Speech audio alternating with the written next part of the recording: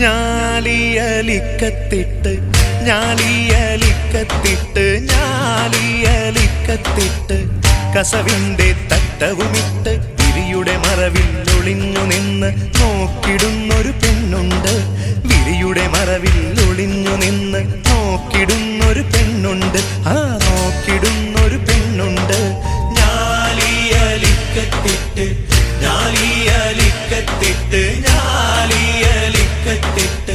കസവിന്റെ